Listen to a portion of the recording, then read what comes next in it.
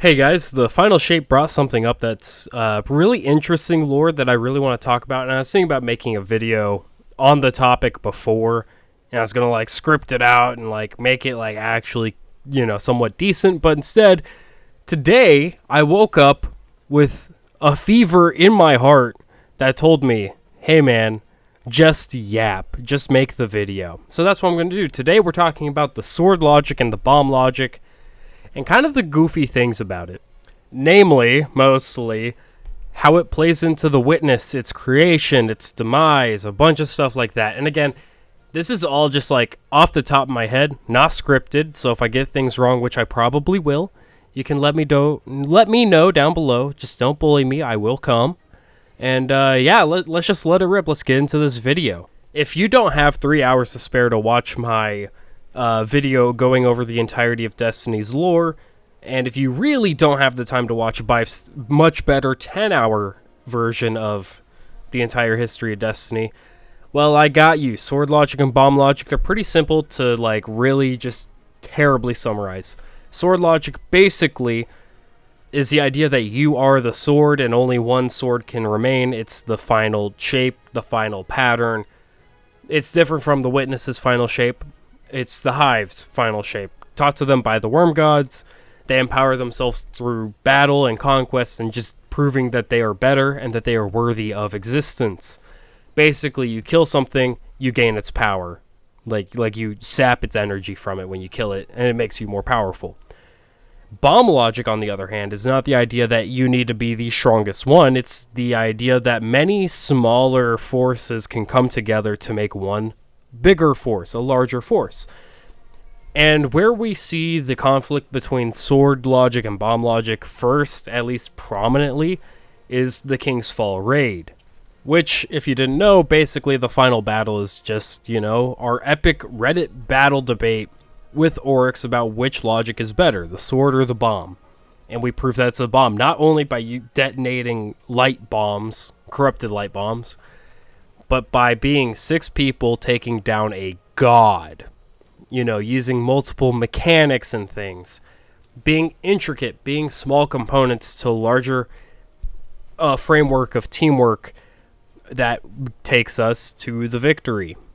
If that makes any sense at all. It's just the perfect display of the debate, sword versus bomb. Sword logic is also prominent in the other Hive gods, of course, Savathun and Xivu Arath. Namely, during Season of the Witch, we were using the sword logic. I mean, we've technically used sword logic before, but this is like the most prominent point of using the sword logic, where we fuel up Eris Morn using tithes and the sword logic to make her a more powerful Hive god. And at the end of the season, she kills Savathun after her resurrection, which imbues her with a ton of energy from the sword logic. That way she's more powerful than Xivu Arath and becomes one of the most powerful beings the universe had ever seen at that point. But she gave it up because she decided that she shouldn't be the last thing alive, basically.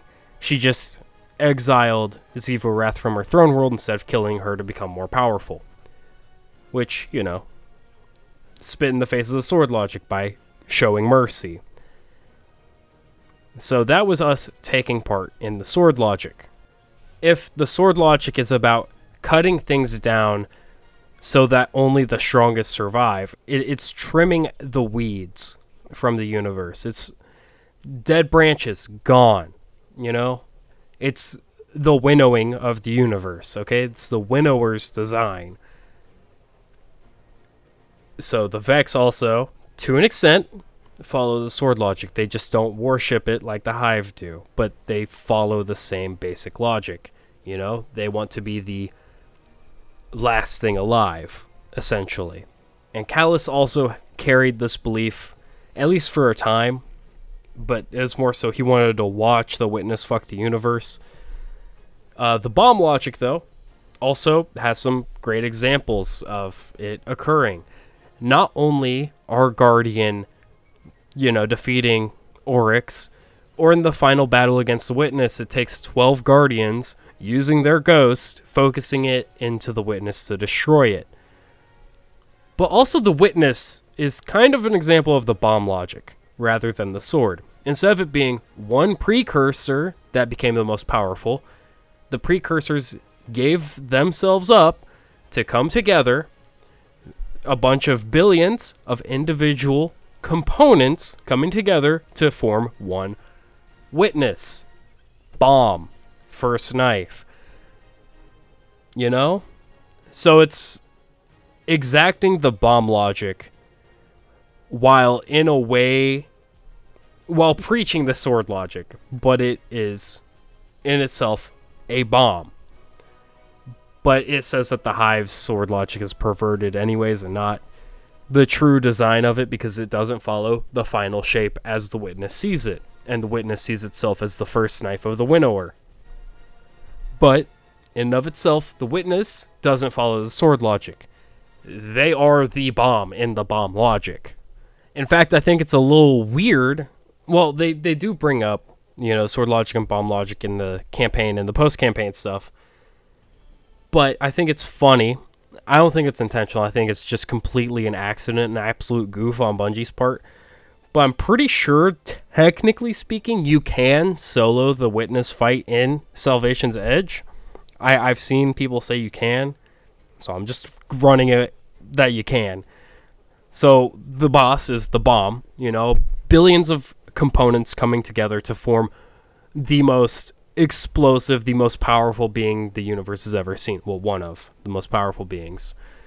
Versus a dude. And their ghosts, I guess. But a dude. Just one motherfucker that's really mad. In that case, the sword beat the bomb.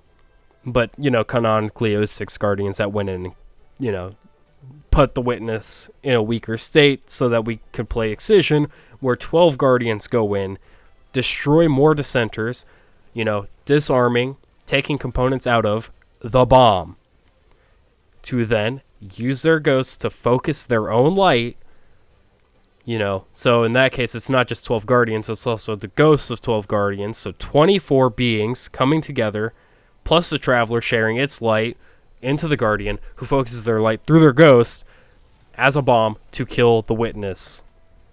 And in the end, it stops saying we. It says I. It's the transition between it being the bomb into the broken sword. And again, this wasn't scripted. This is just me yapping. Absolutely just yapping. Conspiracy theory brain going crazy, man. I just thought it was weird and interesting that the Hive worship the sword logic and follow the witness. Well, Xivu, Wrath, and Oryx did, kind of Savathun for a little bit. But the witness in and of itself is not, an example of the sword logic. It despises the sword logic. Yes, it is the first knife. It does do the sword logic things of trimming the dead branches, weeding out the weeds, so that, the finality and the perfect garden can exist. That's what its goal is. That's its purpose. But it's not the sword. Yeah, it's the first knife. It's not the sword. It's a bomb. It's billions of small components that came together to create a massive force that can achieve anything. Anyways, I just thought this was an interesting topic and I wanted to talk about it, but I didn't want to write a script on it. I may have missed some points that I thought of and just forgot about. But hey, I just want to make this video. I want to have a conversation about this with you guys. Is the witness the bomb or the sword? I'm saying it's a bomb. It continuously calls itself we, it, they. Those are the things that it's referred to as. Except for when it dies, it says I don't understand, But, I think there's something interesting about the witness being, an example of the bomb logic while being followed by staunch believers in the sword logic. I just think that's interesting, and I want to talk to you guys about it. I want to know your thoughts. What do you think about sword logic, the bomb logic, the witness's creation, any of that stuff? Anyways, thank you so much for watching. Please like, comment, subscribe. All that stuff means so much to me. I do have channel memberships if you really want to. Currently, there's just a 99-cent tier. You get some badges, some emotes, early access to some videos, and I'm gonna do some polls on there asking you guys what you want to see next. I have a stockpile of video ideas. And I'm just putting them in a spreadsheet, and I'll occasionally throw some out there for you guys to pick, and then I'll focus on making that video. Anyways, yeah, that's about it. Sorry for the shameless plug and the shilling, but yeah, see ya.